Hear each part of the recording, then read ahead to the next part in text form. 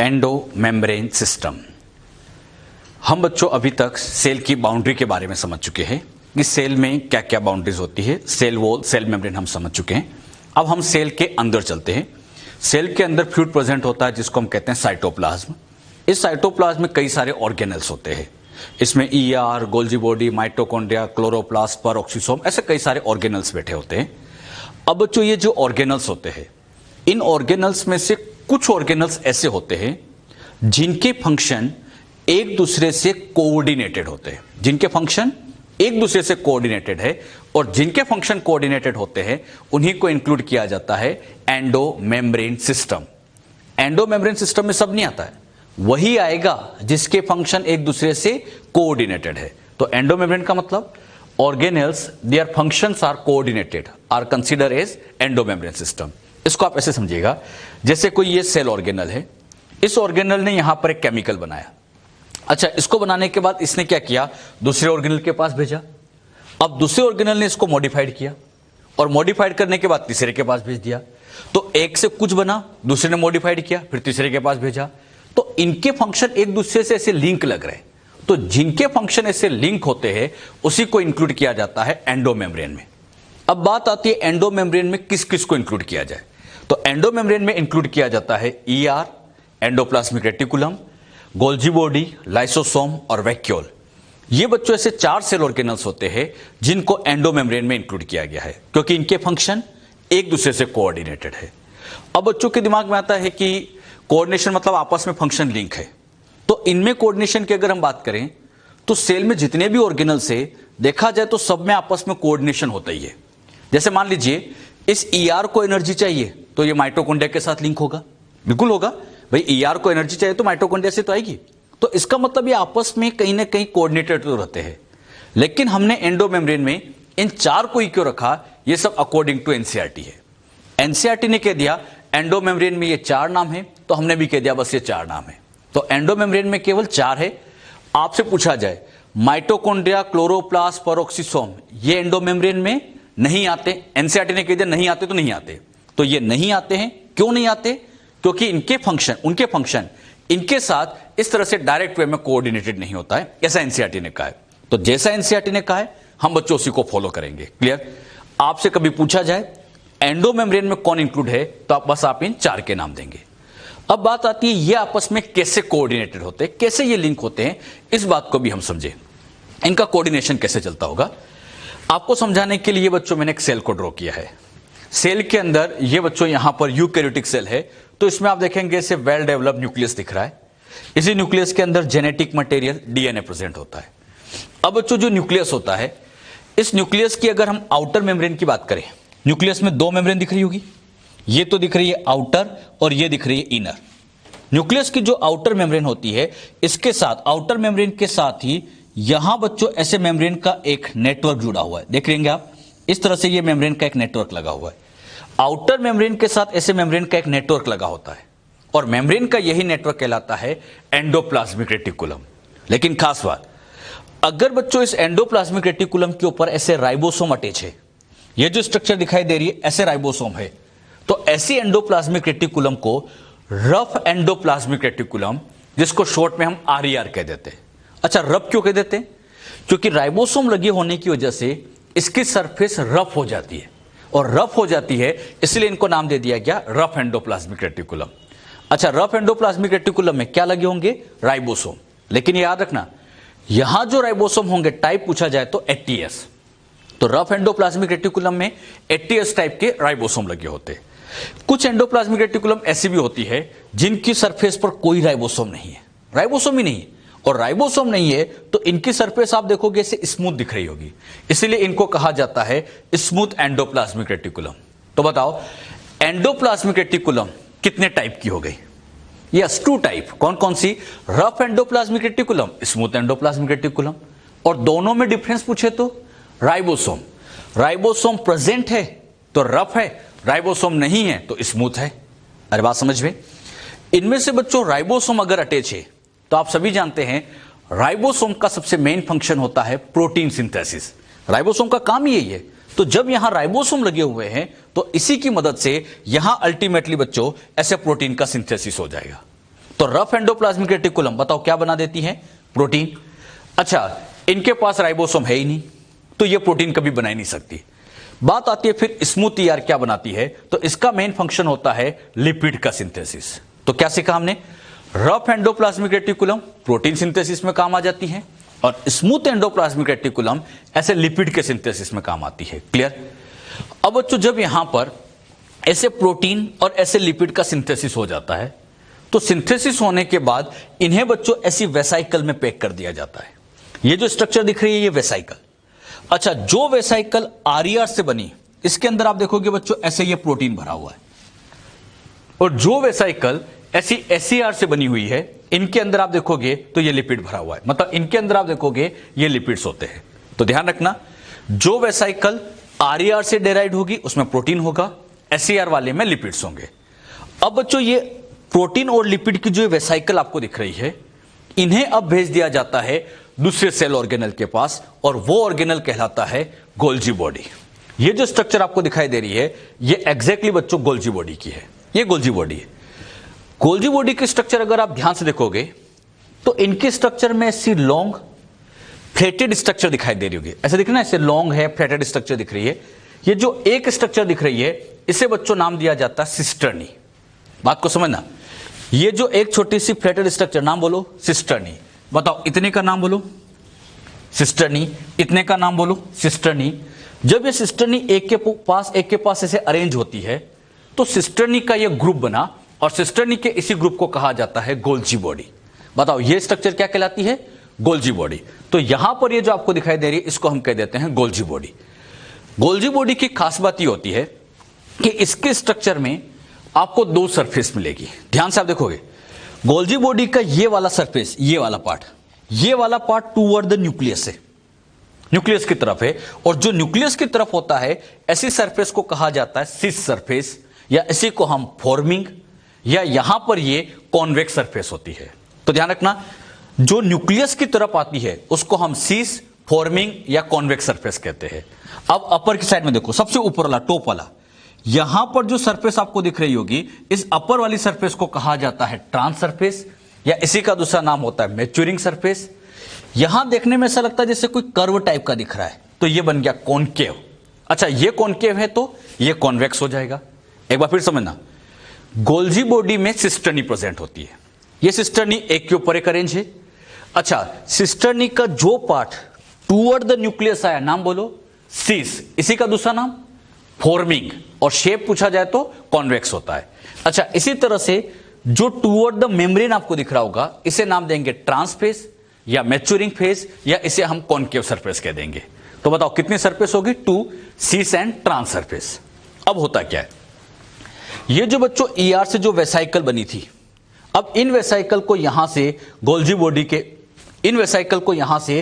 Body के पास भेजेंगे। मतलब ये भी गोल्जी बॉडी के पास जाएगा, ये भी गोल्जी बॉडी। जब ये वेसाइकल गोल्जी बॉडी के पास जाती है, तो ये वेसाइकल ऐसे गोल्जी बॉडी के साथ जाकर ऐसे अटैच हो जाती है। मतलब ये ऐसे गोल्जी बॉडी के साथ अटैच हो गई, ये वेसाइकल ऐसे अटैच हुई। अटैच होने के बाद अब इनके अंदर ये जो प्रोटीन आपको दिख रहा होगा, अंदर जो प्रोटीन है या लिपिड जो है, वो यहां ट्रांसफर हो जाएंगे। मतलब यहां प्रोटीन लिपिड आ जाएंगे, प्रोटीन आ जाएंगे, यहां लिपिड आ जाएंगे।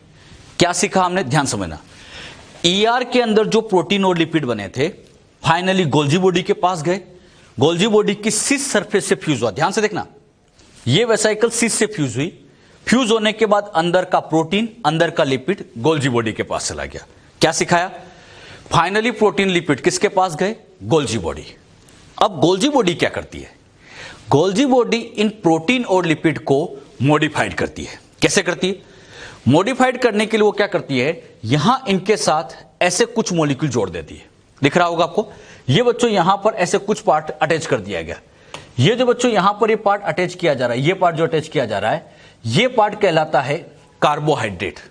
मतलब प्रोटीन और लिपिड के साथ कार्बोहाइड्रेट को जोड़ दिया गया, और कार्बोहाइड्रेट को जोड़ने की इस प्रोसेस को कहा जाता है ग्लाइकोसाइलेशन। कार्बोहाइड्रेट को अटैच करने की प्रोसेस का नाम क्या दिया जाता है बच्चों? ग्लाइकोसाइलेशन। इसे बच्चों हम ग्लाइकोसाइलेशन कह देते हैं। तो ग्लाइकोसाइलेशन का मतलब प्रोटीन और लिपिड के साथ कार्बोहाइड्रेट का बाइंड होना, प्रोसेस का नाम ग्लाइकोसाइलेशन। अब ध्यान समझना, ये जो इतना पार्ट है कार्बोहाइड्रेट है, कार्बोहाइड्रेट के लिए बायोलॉजी में हम वर्ड बोलते हैं ग्लाइको। क्या बोलते हैं? ग्लाइको। ये तो हो गया ग्लाइको, और इसके साथ अटैच है लिपिड, तो पूरा नाम बन जाएगा ग्लाइकोलिपिड। ग्लाइको के साथ लिपिड जुड़ा तो ग्लाइकोलिपिड। इसी तरह से ये ग्लाइको है, ये प्रोटीन है, पूरा नाम बोलो ग्लाइकोप्रोटीन। तो ये ग्लाइकोलिपिड बन गया, ये ग्लाइकोप्रोटीन बन गया। अब बताना ग्लाइकोलिपिड ग्लाइकोप्रोटीन का फॉर्मेशन कहां हुआ? यस, गोल्जी बॉडी के अंदर। तो इस गोल्जी बॉडी के अंदर ग्लाइकोलिपिड ग्लाइकोप्रोटीन बनते हैं। वेरी इंपॉर्टेंट क्वेश्चन, कई बार एग्जाम में क्वेश्चन आ चुका है। ग्लाइकोलिपिड ग्लाइकोप्रोटीन कहां सिंथेसिस होते हैं? गोल्जी बॉडी में। ग्लाइकोसाइलेशन कहां होता है? तो गोल्जी बॉडी में। बात समझ में? तो यह बात आप अच्छे से ध्यान रखना। अब एक खास बात, मैंने आपसे कहा कार्बोहाइड्रेट का अटैच होना गोल्जी बॉडी में, लेकिन कार्बोहाइड्रेट को अटैच करने की शुरुआत ईआर में ही हो जाती है। मतलब इसी ईआर के अंदर ही यहां पर थोड़े बहुत ऐसे कार्बोहाइड्रेट अटैच होना शुरू हो जाते हैं। कहने की बात मेरी इतनी सी है, ग्लाइकोसाइलेशन स्टार्ट ईआर में ही हो जाता है। बात को समझना अच्छे से, ग्लाइकोसाइलेशन स्टार्ट ईआर में ही हो जाता है। हां, यह प्रोसेस पूरी तरह से कंप्लीट गोल्जी बॉडी में होती है। तो कभी ऐसे क्वेश्चन आए ग्लाइकोलिपिड ग्लाइकोप्रोटीन कहां बनते हैं, और आपको ऑप्शन में ईआर भी दिया जाए, गोल्जी बॉडी भी दिया जाए, आप गोल्जी बॉडी टिक करके आना, क्योंकि यह काम मेनली गोल्जी बॉडी में होता है। हां, क्वेश्चन ऐसे आता है ग्लाइकोसाइलेशन स्टार्टेड इन, क्या लिखा होता है? स्टार्टेड इन, तब बच्चों हम क्या टिक कर देते? ईआर के अंदर। तो ग्लाइकोसाइलेशन स्टार्ट पूछा जाता है तो ईआर, हां, पूरी प्रोसेस का कंप्लीट होना, फाइनली ग्लाइकोप्रोटीन ग्लाइकोलिपिड का बनना, यह सब गोल्जी बॉडी में होता है। जो बात यहां आपको समझे, क्लियर हुई? कोई कंफ्यूजन नहीं होना चाहिए। एक बार फिर पूछता हूं, ग्लाइकोसाइलेशन स्टार्टेड इन, सबका आंसर आना चाहिए।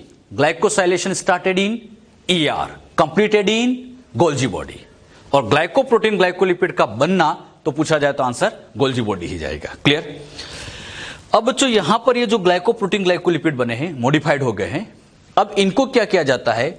यहां पर फाइनली पैक किया जाता है, और यह पैकिंग गोल्जी बॉडी के ट्रांसफेज से होता है। मतलब गोल्जी बॉडी की जो ट्रांसफेज से यहां से पैकिंग की जाती है। मतलब ये ग्लाइकोप्रोटीन ग्लाइकोलिपिड जो भी होगा यहां से पैक कर दिया जाएगा। पैकिंग कहां से होती है? ट्रांसफेज से। तो पूछा जाए मटेरियल्स को पैक करने का काम, फाइनल पैक करने का काम किसने किया है? तो गोल्जी बॉडी, क्योंकि इसी के ट्रांसफेज से पैक होता है, और पैकिंग हमेशा याद रखना ट्रांस से होता है। तो ट्रांसफेज से इन मटेरियल को पैक करेंगे। अच्छा, पैक करने के बाद अब ये जो मटेरियल है, इस मटेरियल को कहां भेजना है? मतलब सेल के अंदर रखना है, सेल के बाहर भेजना है, कहां भेजना है? बात आती है डायरेक्शन कौन देगा। यह डायरेक्शन देने का काम भी गोल्जी बॉडी ही करती है। गोल्जी बॉडी क्या करती है? जब इस वेसाइकल को यहां से पिंच ऑफ करती है, अलग करती है, उसी टाइम इसके साथ एक सिग्नल लगा देती है। सिग्नल लगा दिया मतलब इसके साथ बच्चों गोल्जी बॉडी एक ऐसा सिग्नल अटैच कर देती है। सिग्नल ऐसा समझिएगा कि इसके साथ एक टैग लगा दिया गया, उसके ऊपर इंफॉर्मेशन लिख दी कि इसे कहां भेजना है। कहां भेजना मतलब सेल के अंदर भेजना है, सेल के बाहर भेजना है, कहां भेजना है, वो डायरेक्शन देने का काम भी गोल्जी बॉडी करती है। अच्छा, गोल्जी बॉडी ने यहां पर लिख दिया इसे सेल के बाहर भेज दो, तो ये सेल के बाहर चली जाएगी, और सेल के बाहर चली गई तो प्रोसेस का नाम दे देंगे सिक्रीशन। क्यों? यूजफुल मटेरियल बाहर निकला है, तो यूजफुल मटेरियल बाहर निकला तो उसको सिक्रीशन कह देंगे। और ये सिक्रीशन का काम किसने कराया? Golgi body. तो गोल्जी बॉडी यहां पर इन मटेरियल का फाइनली सिक्रीशन करती है। हां, गोल्जी बॉडी इन वेसाइकल को सेल के अंदर भी ट्रांसपोर्ट करा सकती है। तो वेसाइकल को कहां भेजना है? सेल के अंदर भेजना, सेल के बाहर भेजना, डायरेक्शन कौन देती है? Yes, Golgi body. तो गोल्जी बॉडी का एक बड़ा इंपॉर्टेंट फंक्शन है, मटेरियल को डायरेक्शन देने का काम भी गोल्जी बॉडी का ही होता है। मैंने इस डायग्राम में आपको गोल्जी बॉडी के कई फंक्शन बता दिए। क्या क्या फंक्शन करता है गोल्जी बॉडी? ग्लाइकोसाइलेशन करता है, ग्लाइकोप्रोटीन ग्लाइकोलिपिड्स बनाता है, पैकिंग करता है, मटेरियल को डायरेक्शन देता है, मटेरियल को सेल के बाहर करता है, मतलब सिक्रीशन भी करता है। क्वेश्चन आता है सिक्रीशन में मेन रोल तो गोल्जी बॉडी का ही जाता है। जो बात यहां पर आपको समझे, क्लियर हुई सबको अच्छे से? तो ये सारे फंक्शन आप ध्यान में रखें। अगर हम गोल्जी बॉडी के फंक्शन को ध्यान से देखें तो ये कर क्या रही है? गोल्जी बॉडी ईआर से मटेरियल को रिसीव कर रही है, ईआर से मटेरियल रिसीव कर रही है, उनको मॉडिफाइड कर रही है और वापस किसी और को दे रही है। मतलब ईआर से मटेरियल को लेती है, मॉडिफाइड करती है, किसी और को दे देती है। यानी एक तरह से ये मीडिएटर का काम करती है। ये एक तरह का मिडिल पार्ट है, मीडिएटर है। यहां से मटेरियल लिया, मॉडिफाइड किया, किसी और को दे दिया। एक मीडिएटर का काम करते हैं, इसीलिए इसको कई बार middle man of the cell भी कहा जाता है। गोल्जी बॉडी का दूसरा नाम middle man of the cell. क्या क्या बातें मैंने आपको गोल्जी बॉडी की समझाई, जरा ध्यान समझिएगा। गोल्जी बॉडी ग्लाइकोप्रोटीन ग्लाइकोलिपिड के फॉर्मेशन की मेन साइट यही है, मेन साइट यही है। हाँ, स्टार्ट ईआर में हो जाता है। सेकंड फंक्शन क्या होता है, middle man of the cell. यह सेल का मिडिल मैन है। क्यों कहा मिडिल मैन, ईआर से मटेरियल लेती है, मॉडिफाइड करके किसी और को दे देती है, और साथ ही साथ इसको हम director of macromolecular traffic in the cell भी कहते हैं। क्यों कहते हैं, यहां से बच्चों प्रोटीन आए, यहां से लिपिड आए, और सेल में कोई एक प्रोटीन एक लिपिड तो होता नहीं है। जब यहां से कई प्रोटीन कई लिपिड्स आएंगे तो यहां पर प्रोटीन लिपिड की से भीड़ जमा हो जाएगी। अब उस भीड़ में से, उस ट्रैफिक में से किसे कहां भेजना है, डायरेक्शन किसने दिया, गोल्जी बॉडी।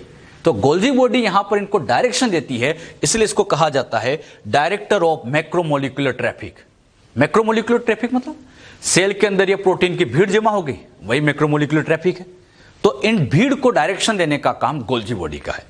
तो मैंने आपको यहां पर गोल्जी बॉडी के कई फंक्शन आपको समझा दिए। जो बात यहां पर आपको समझाई, क्लियर हुई। एक खास बात और, यहां पर बच्चों कई बार ऐसा होता है कि इस गोल्जी बॉडी से ऐसी वेसाइकल पैक हुई जिसके अंदर ऐसे डाइजेस्टिव एंजाइम भरे होते हैं, और इस वेसाइकल का नाम दिया जाता है लाइसोसोम। क्या नाम देंगे, लाइसोसोम।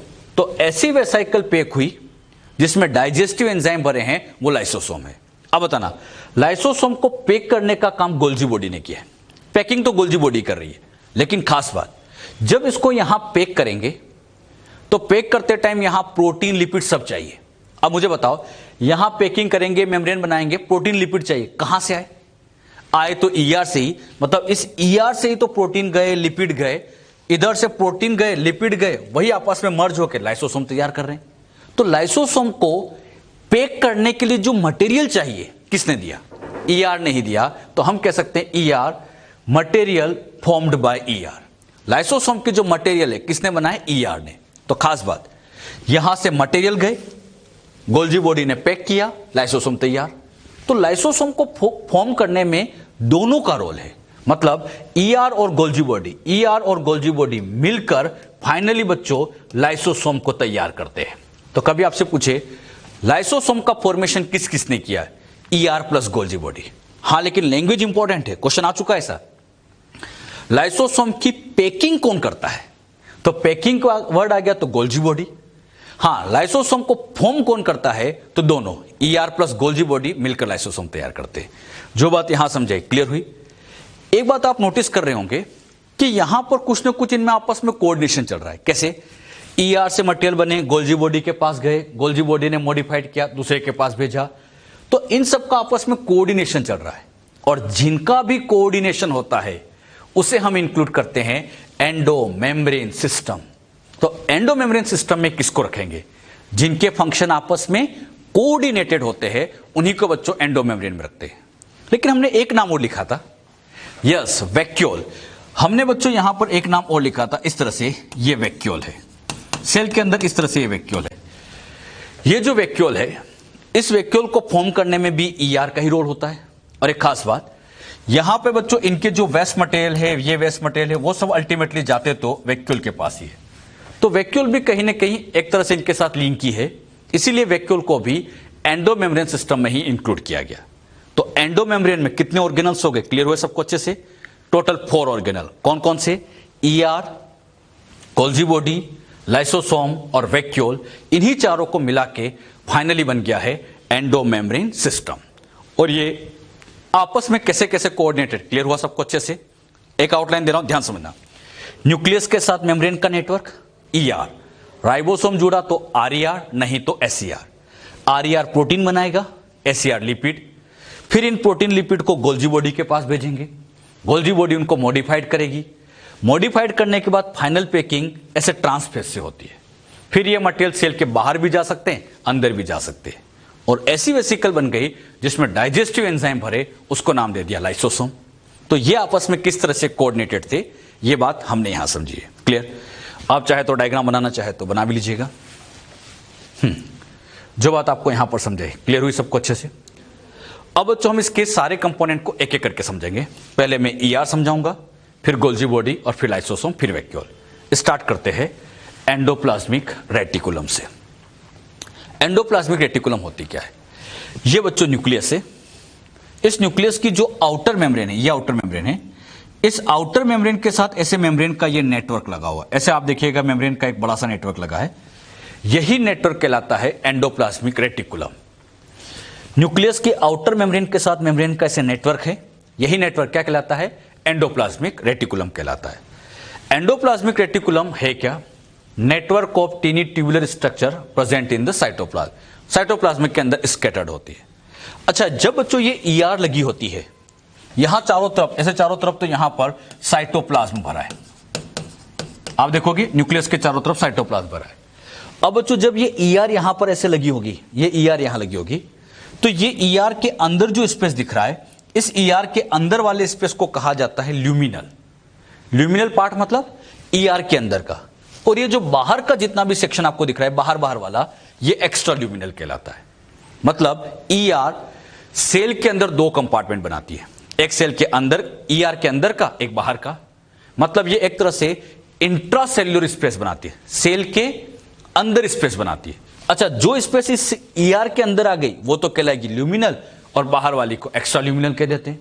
ये क्वेश्चन आता है ल्यूमिनल पार्ट किसको कहते हैं? तो ल्यूमिनल मतलब इनसाइड ईआर, एक्स्ट्रा ल्यूमिनल मतलब बाहर वाला साइटोप्लाज्मिक। तो एक बड़ी important line, ER divide the intracellular.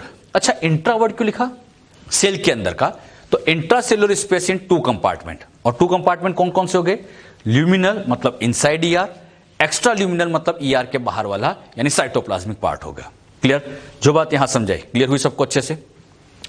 ER के अगर हम कंपोनेंट की बात करें, कंपोनेंट्स ऑफ ईआर, ईआर के स्ट्रक्चर में सबसे पहला पार्ट आता है वो है सिस्टर्नी। सिस्टर्नी होती क्या है? अच्छा, सिस्टर्नी गोल्जी बॉडी में भी होती है और उसी तरह की सिस्टर्नी ईआर में भी होती है। लॉन्ग फ्लेटेड अनब्रांच स्ट्रक्चर क्या कहलाती हैं? सिस्टर्नी। कुछ इस तरह से, ये लॉन्ग होनी चाहिए, फ्लेट होनी चाहिए, अनब्रांच्ड है, ये बच्चों सिस्टर्नी होती है। क्लियर? सिस्टर्नी जो होती है फॉर्म स्ट्रक्चर ऑफ आरईआर। ध्यान से देखोगे, ये बच्चों इस तरह से, ये लॉन्ग है, ये फ्लेटेड है, ये जो स्ट्रक्चर आपको दिखाई दे रही है ये सब सिस्टर्नी होती है। ये बच्चों सिस्टर्नी है, ये सिस्टर्नी, ये सिस्टर्नी, ये सिस्टर्नी, बस ये आपस में से कनेक्टेड है, ये कनेक्टेड है, कोई ब्रांचेस नहीं है, बस आपस में कनेक्टेड है। और यही सिस्टर्नी की वजह से ऐसे रफ एंडोप्लाज्मिक रेटिकुलम आरईआर का, ये बच्चों आरईआर का फॉर्मेशन कर रहे हैं। तो आरईआर के स्ट्रक्चर जब भी आप देखोगे ऐसे सिस्टर्नी की फॉर्म में दिखेगी। अगला पार्ट आता है ट्यूब्यूल्स। नाम जैसे दिख रहा है ट्यूब्यूल्स, ट्यूब लाइक। ये बच्चों ऐसे इरेगुलर ट्यूब लाइक स्ट्रक्चर होती है, उसको हम ट्यूब्यूल्स कहते हैं। इरेगुलर, कभी कभी ब्रांच्ड है, ट्यूब लाइक स्ट्रक्चर को हम ट्यूब्यूल्स कहते हैं। ये एससीआर का फॉर्मेशन करती है। और आप ध्यान से देखोगे ये ट्यूब जैसा कुछ दिख रहा है बच्चों, और यही ट्यूब लाइक स्ट्रक्चर इसी से ही एग्जैक्टली बन जाता है एससीआर। तो आरईआर एससीआर को पहचानने का बेस्ट तरीका यही है, एक तो आरईआर पे राइबोसोम लगे होते हैं, और दूसरा तरीका आरईआर के स्ट्रक्चर में ऐसे सिस्टर्नी होती है, और एससीआर के स्ट्रक्चर में से ट्यूब लगी होती है, ऐसे ट्यूब जैसे दिखती है। क्लियर? अगला पार्ट आता है इसी में ही वेसाइकल। वेसाइकल तो आप जानती है, ऐसी membrane bound Oval shape structure, इसी को हम कह देते हैं वेसाइकल। ये वेसाइकल आरईआर से भी बन सकती है और एससीआर से भी ऐसी वेसाइकल बन सकती है। तो vesicle associate with both RER and SCR. तो ईआर के स्ट्रक्चर में 3 कंपोनेंट हो गया, सिस्टर्नी हो गए, ट्यूब्यूल्स हो गए, और ऐसे वेसाइकल भी होते हैं। कितने कंपोनेंट हो गए बच्चों? 3 कंपोनेंट। क्लियर? एंडोप्लाज्मिक रेटिकुलम को हम 2 पार्ट में डिवाइड करते हैं। इसमें एक आती है रफ एंडोप्लाज्मिक रेटिकुलम, दूसरी आती है स्मूथ एंडोप्लाज्मिक रेटिकुलम। 2 तरह की ईआर है, रफ ईआर और स्मूथ ईआर। अच्छा, रफ एंडोप्लाज्मिक रेटिकुलम को हम कहते हैं ग्रेन्युलर। ग्रेन्युलर मतलब ग्रेन्यूल्स लगे हैं, राइबोसोम लगे हैं, इसलिए इसको ग्रेन्युलर कह देते हैं। इस पर कोई राइबोसोम नहीं होते, इसलिए इसको एग्रेन्युलर कह देते हैं। अच्छा, अगर हम दोनों में डिफरेंस देखें, राइबोसोम आरईआर के अंदर आप ही बताओ, प्रेजेंट एब्सेंट? हाँ, ये बच्चों रफ एंडोप्लाज्मिक रेटिकुलम है तो राइबोसोम तो आपको दिख रहे होंगे, तो राइबोसोम प्रेजेंट। और टाइप याद रखना 80S। अच्छा, उसमें एब्सेंट होंगे। अच्छा, ये नहीं सोचना कि यहां 80S है तो यहां 70S होंगे, नहीं, एससीआर के अंदर राइबोसोम बिल्कुल एब्सेंट होते हैं। क्लियर? राइबोसोम का मिलना केवल आरईआर का फीचर है। अगली स्ट्रक्चर आती है राइबोफोरिन। राइबोफोरिन होता क्या है? ये बच्चों सिस्टर्नी है, ये सिस्टर्नी, और इस सिस्टर्नी के ऊपर यहां बच्चों ऐसे ये राइबोसोम लगा है, ये राइबोसोम लगा है। अब बच्चों यहां राइबोसोम को जोड़ने के लिए बीच में ऐसे कुछ ग्लाइकोप्रोटीन लगे होते हैं और यही ग्लाइकोप्रोटीन कहलाता है राइबोफोरिन। एक बार फिर समझना, राइबोसोम जब इस ईआर से जुड़ता है तो बीच में कनेक्ट करने के लिए एक प्रोटीन लगा होता है ग्लाइकोप्रोटीन, ये कहलाता है राइबोफोरिन। तो बताओ इसके अंदर आपको राइबोफोरिन दिख रहा है तो यहां राइबोफोरिन प्रेजेंट है, लेकिन इसके अंदर राइबोफोरिन एब्सेंट होता है, यहां राइबोफोरिन नहीं होता। तो राइबोफोरिन का मिलना आरईआर का फीचर है क्योंकि राइबोसोम इसी में ही है। अगली बात आती है कंपोनेंट, ये तो आप जानते ही हैं। इनके स्ट्रक्चर में ऐसी सिस्टर्नी होती है, तो इनके स्ट्रक्चर में मेनली सिस्टर्नी है और इनके स्ट्रक्चर में ट्यूब्यूल्स होते हैं, ट्यूब जैसी दिखती है। फंक्शन की बात करें, आरईआर का सबसे मेन फंक्शन होता है प्रोटीन सिंथेसिस।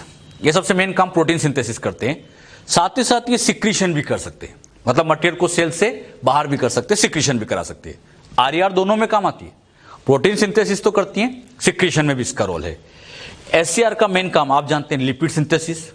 यहां कई तरह के लिपिड बनते हैं, फॉस्फोलिपिड, कोलेस्ट्रॉल, नाम सुने? हाँ, वो जो मेम्ब्रेन में होते हैं, मेम्ब्रेन में फॉस्फोलिपिड है, कोलेस्ट्रॉल है, ये सब एससीआर नहीं बनाए। अच्छा, एससीआर का एक बड़ा अच्छा इंपॉर्टेंट फंक्शन होता है स्टीरॉयड हार्मोन का synthesis. Steroid hormone, progesterone, testosterone, नाम सुने से? हाँ, ये स्टीरॉयड हार्मोन ये एक तरह से लिपिड ही तो है और इनका फॉर्मेशन भी एससीआर ही करता है। Very important function. Steroid hormone का सिंथेसिस कौन करता है? एससीआर। लेकिन ये काम ओनली एनिमल्स में होगा, प्लांट में ऐसा नहीं होता है। इसी तरह से एनिमल्स के अंदर ही ग्लाइकोजन मेटाबॉलिज्म करते हैं, एससीआर ही ग्लाइकोजन मेटाबॉलिज्म करते हैं। इस एससीआर के अंदर ऐसे एंजाइम्स होते हैं जो ग्लाइकोजन का ब्रेकडाउन करते हैं, उसका सिंथेसिस करते हैं, यानी ग्लाइकोजन के मेटाबॉलिज्म से रिलेटेड होते हैं। ग्लाइकोजन जानते हैं क्या होता है? Glycogen store food of animals.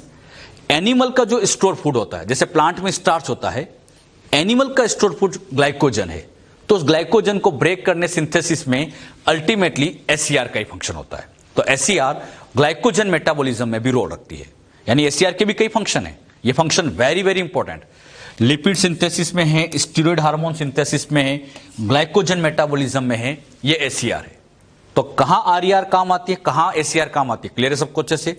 Protein synthesis RER, lipid synthesis SCR, steroid SCR, glycogen metabolism SCR. तो ये फंक्शन आप ध्यान भी रखिए। क्लियर?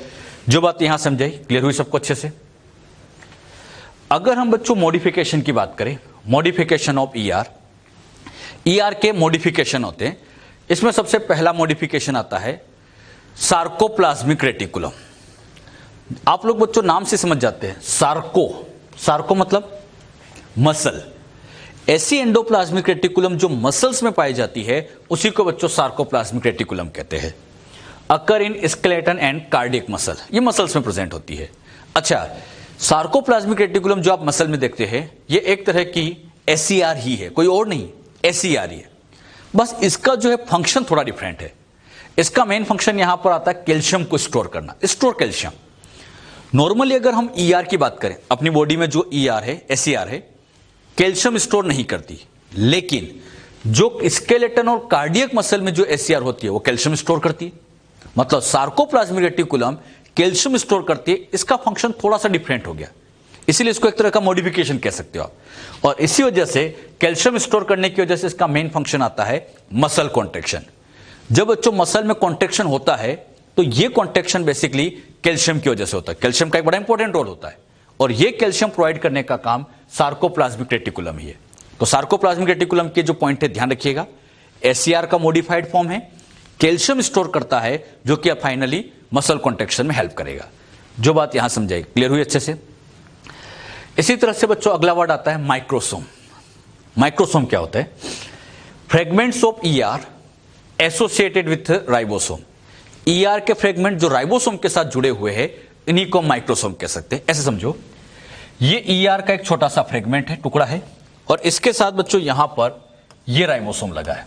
तो ईआर का टुकड़ा, ईआर का फ्रेगमेंट जिस पर राइबोसोम लगा है, इसी स्ट्रक्चर को हम नाम दे देंगे माइक्रोसोम। ये माइक्रोसोम होता है।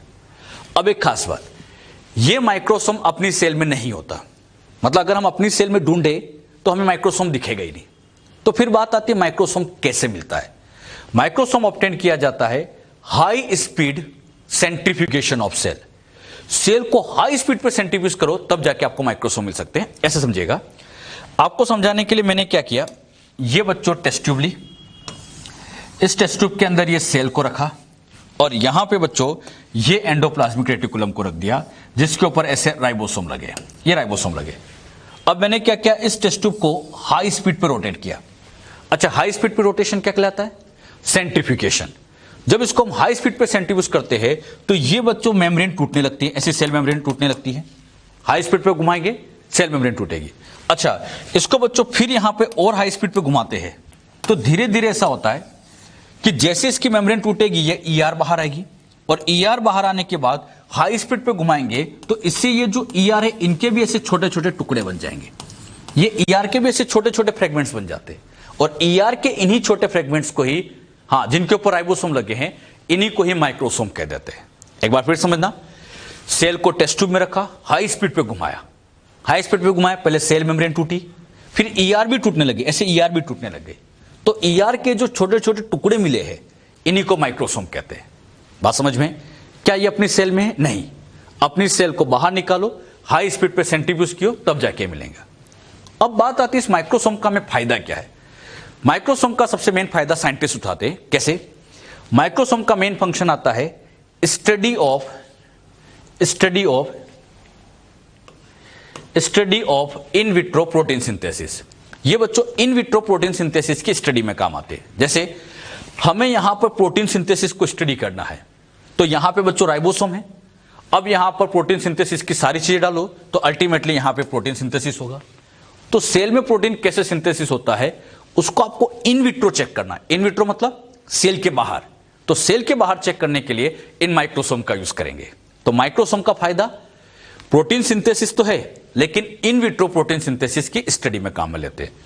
जो बातें माइक्रोसोम की समझाई एक बार फिर सुन लीजिएगा। आप ही बताइए माइक्रोसोम क्या है? ईआर के फ्रेगमेंट से जिस पर राइबोसोम लगे। कैसे मिले? हाई स्पीड सेंट्रीफ्यूगेशन से। फायदा क्या है? तो इसका इन विट्रो प्रोटीन सिंथेसिस में स्टडी में काम में लिए जाते हैं क्योंकि इन पर राइबोसोम लगे होते हैं। जो बात यहां पर आपको समझाई है ये बातें आप ध्यान रखिए। एंडोप्लाज्मिक रेटिकुलम के फंक्शन हम समझने जा रहे हैं। आपको पता है कि एंडोप्लाज्मिक रेटिकुलम प्रोटीन सिंथेसिस में, लिपिड सिंथेसिस में तो इन्वॉल्व होती है लेकिन इसके और भी कई फंक्शन हैं, उन्हीं को हम समझते हैं। पहला इसका फंक्शन आता है मैकेनिकल सपोर्ट। मैकेनिकल सपोर्ट से क्या मतलब होता है? ये बच्चों न्यूक्लियस की आउटर मेम्ब्रेन से लेकर ऐसे सेल मेम्ब्रेन तक, ऐसे पूरे साइटोप्लाज्म में ये मेम्ब्रेन का नेटवर्क है, ये ईआर है। अच्छा, ये पूरे साइटोप्लाज्म में से फैली रहती है।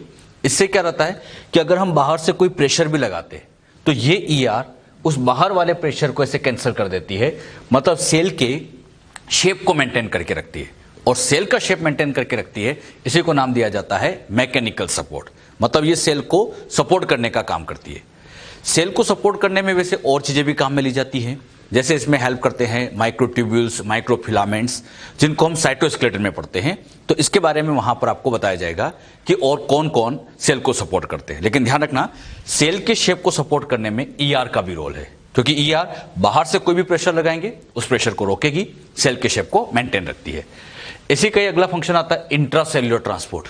नाम से समझ में आ रहा है, इंट्रासेल्युलर मतलब सेल के अंदर। आप सभी जानते हैं ये ईआर से जो वेसाइकल निकली थी गोल्जी बॉडी के पास जाती है, तो ये सेल के अंदर ही तो ट्रांसपोर्ट हो रहा है और सेल के अंदर ट्रांसपोर्ट हो रहा है तो क्या नाम दे देंगे?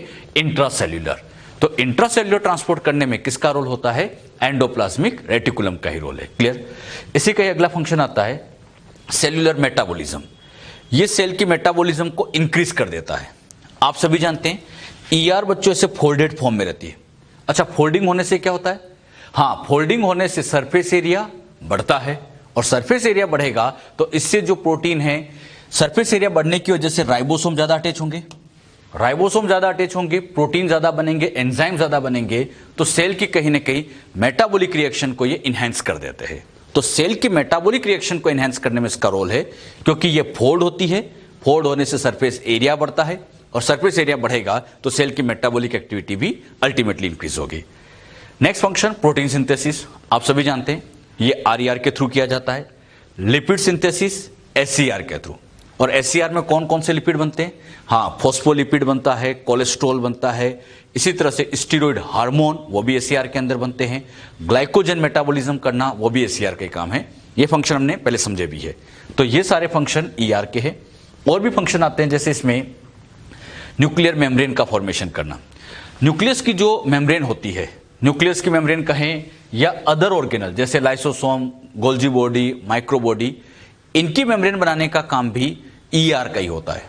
आप सभी जानते हैं एंडोप्लाज्मिक रेटिकुलम में आरईआर का फंक्शन तो होता है प्रोटीन बनाना, और एससीआर का मेन फंक्शन होता है लिपिड बनाना। ये लिपिड का सिंथेसिस करते हैं, इनसे प्रोटीन बनेगा, इनसे लिपिड बनेगा।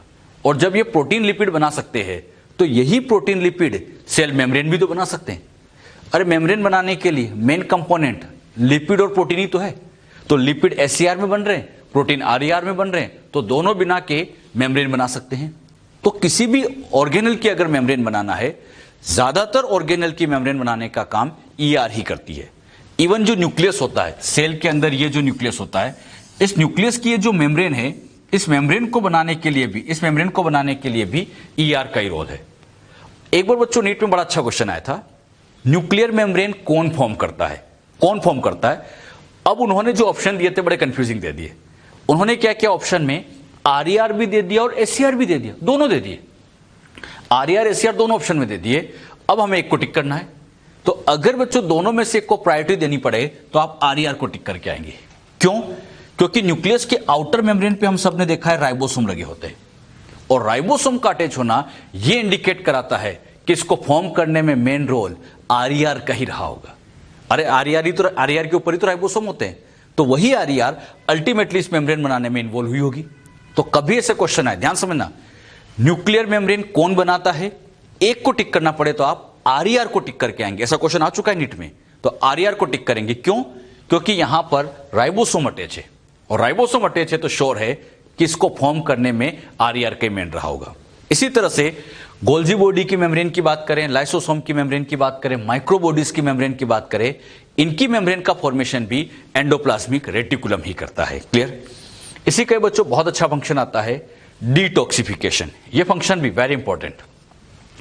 डिटॉक्सिफिकेशन का मतलब होता है टॉक्सिक चीज को नॉन टॉक्सिक में कन्वर्ट करना। टॉक्सिक का नॉन टॉक्सिक में कन्वर्जन, ये डिटॉक्सिफिकेशन कहलाता है। और ये डिटॉक्सिफिकेशन करते हैं साइटोक्रोम P450। साइटोक्रोम P450 एक प्रोटीन है जो स्पेशली एससीआर में बनता है। मतलब ये बनेगा आरईआर से, लेकिन प्रेजेंट एससीआर में रहेगा, एससीआर के अंदर ही प्रेजेंट होता है, और स्पेशली लीवर सेल की। तो लीवर सेल की एससीआर के अंदर साइटोक्रोम P450 प्रेजेंट होता है, और यही टॉक्सिक चीजों को नॉन टॉक्सिक में कन्वर्ट कराता है, मतलब एक तरह का डिटॉक्सिफिकेशन में हेल्प करता है। तो एंडोप्लाज्मिक रेटिकुलम कहां कहां इन्वॉल्व होती है, इसके सारे फंक्शन हमने समझे। ये बच्चों मैकेनिकल सपोर्ट करती हैं, इंट्रासेल्युलर ट्रांसपोर्ट करती है, जरूरत पड़ने पर सिक्रीशन भी कर देती है, साथ ही साथ न्यूक्लियर मेम्ब्रेन बनाना, लाइसोसोम की मेम्ब्रेन बनाना, ये सब ईआर के फंक्शन है। तो ईआर क्या होता है, क्या इसके फंक्शन है, ये बातें हमने समझी। क्लियर? अगला पार्ट हम लेते हैं और वो आता है Golgi complex. Golgi body, Golgi complex क्या होता है? गोल्जी बॉडी को सबसे पहले ऑब्जर्व करने का काम और इसका जो नेम देने का काम कैमेलियो गोल्जी साइंटिस्ट ने किया था। 1898 के अंदर इन्होंने गोल्जी बॉडी को ऑब्जर्व किया था। इन्होंने बच्चों किया क्या था, उल्लू की नर्व सेल को बाहर निकाला, उसको स्टेन किया और माइक्रोस्कोप से देखा। तो माइक्रोस्कोप में इन्हें न्यूक्लियस के पास में एक डेंस स्ट्रक्चर दिखी थी, और उसी डेंस स्ट्रक्चर को कैमेलियो गोल्जी ने नाम दे दिया था गोल्जी बॉडी। गोल्जी बॉडी की खास बात यह होती है, इन्होंने जब ऑब्जर्व किया था तो इसे न्यूक्लियस के पास ऑब्जर्व किया था, लेकिन बाद में जब क्लियर पता चला, बाद में जब अच्छी क्वालिटी के माइक्रोस्कोप से देखा गया, तो पता चलता है कि न्यूक्लियस के डायरेक्ट कॉन्टेक्ट में तो ईआर होती है। हाँ, ईआर के एसोसिएशन में फिर गोल्जी बॉडी होती है। तो ध्यान रखना, न्यूक्लियस के कॉन्टेक्ट में ईआर है और ईआर के कॉन्टेक्ट में फिर गोल्जी बॉडी रहती है। गोल्जी बॉडी को बच्चों और भी कई नाम दिए जाते हैं। गोल्जी बॉडी को ही हम लाइपोकॉन्ड्रिया भी कहते हैं, क्योंकि इसमें लिपिड कंटेंट ज्यादा होता है। इसी को हम डिक्टियोसोम भी कहते हैं, और डिक्टियोसोम किसके रिस्पेक्ट में कहा जाता है, प्लांट के रिस्पेक्ट में। तो प्लांट की जो गोल्जी बॉडी होती है, इसको बच्चों डिक्टियोसोम के नाम से भी जानते हैं। ये दोनों नाम भी ध्यान रखना, डिक्टियोसोम, प्लांट गोल्जी बॉडी का नाम है। जहां पे बच्चों ये गोल्जी बॉडी मिलती है, इसके सराउंडिंग का ये जो एरिया होता है, इसमें कोई दूसरे ऑर्गेनल्स नहीं होते, मतलब इस एरिया में देखा जाए तो एक्सक्लूसिवली गोल्जी बॉडी होती और कुछ नहीं होता है। यहां केवल और केवल गोल्जी बॉडी रखी जाती है। इस एरिया में माइटोकॉन्ड्रिया, क्लोरोप्लास्ट ऐसे कोई ऑर्गेनल नहीं होते। क्यों नहीं होते? क्योंकि ईआर से जो वेसिकल यहीं जानी है। अगर बीच में माइटोकॉन्ड्रिया या अदर ऑर्गेनल्स होंगे तो ट्रांसपोर्ट में दिक्कत आती है। तो गोल्जी बॉडी का जो सराउंडिंग एरिया होता है ये पूरी तरह से क्लियर रखा जाता है, इसके आसपास कोई ऑर्गेनल नहीं होता और ऐसे एरिया को नाम दिया जाता है zone of exclusion. Zone of exclusion का मतलब ऐसा एरिया जिसमें एक्सक्लूसिवली गोल्जी बॉडी है, ऐसे एरिया को नाम दिया जाता है जोन ऑफ एक्सक्लूजन। क्लियर? तो गोल्जी बॉडी के जो खास बातें ये आप ध्यान रखिएगा। इसके अगर हम कंपोनेंट्स की बात करें, गोल्जी बॉडी के कंपोनेंट में वही कंपोनेंट आते हैं जो हमने ईआर में पढ़े थे। कौन कौन से? यस, सिस्टर्नी, ट्यूब्यूल्स, वेसाइकल, वही आएगा। पहले हम सिस्टर्नी की बात करें। सिस्टर्नी क्या होता है आप सभी जानते हैं, ये लॉन्ग फ्लेटेड अनब्रांच स्ट्रक्चर जो दिख रही होती है ये बच्चों सिस्टर्नी कहलाती है। अच्छा, सिस्टर्नी मतलब लॉन्ग फ्लेट अनब्रांच स्ट्रक्चर, ये सिस्टर्नी कहलाती है। सिस्टर्नी की खास बात ये होती है कि यहां ये जो सिस्टर्नी होती है, इन सिस्टर्नी की नंबर यहां वेरिएबल होती है। जैसे 1 2 3 सिस्टर्नी मैंने आपके सामने ड्रॉ की है, लेकिन ये 1 2 3 नहीं होती, ये बहुत सारी हो सकती है। 4 भी हो सकती है, 5 भी हो सकती है, 6 भी हो सकती है। तो इनकी नंबर वेरिएबल होती है। बहुत इंपॉर्टेंट पॉइंट, गोल्जी बॉडी के अंदर जो सिस्टर्नी होती है इसकी नंबर फिक्स नहीं होती है, ये वेरिएबल नंबर की सिस्टर्नी यहां प्रेजेंट होती है। इन सिस्टर्नी के अंदर एक डेंस फ्लूइड प्रेजेंट होता है और अंदर जो डेंस फ्लूइड मिलता है इसे स्पेशली नाम दिया जाता है नोड्स। नोड्स मतलब dense material present inside the cisternae. तो सिस्टर्नी के अंदर एक डेंस ओपेक मटेरियल प्रेजेंट होता है, इसे बच्चों नोड्स कहा जाता है। अगर हम सिस्टर्नी के डायमीटर की बात करें तो सिस्टर्नी का डायमीटर 0.5 से लेकर 1 माइक्रोमीटर की रेंज में होता है। मतलब इसका डायमीटर निकाला जाए 0.5 से 1 माइक्रोमीटर की रेंज में होगा। क्लियर? अच्छा, सिस्टर्नी की नंबर फिक्स नहीं होती है, ये वेरिएबल होती है। वेरिएबल नंबर ऑफ सिस्टर्नी यहां पर प्रेजेंट होती है। एक खास बात, जब बच्चों सिस्टर्नी एक के पास एक अरेंज हो जाती है तो इन सिस्टर्नी में 2 सरफेस होती है।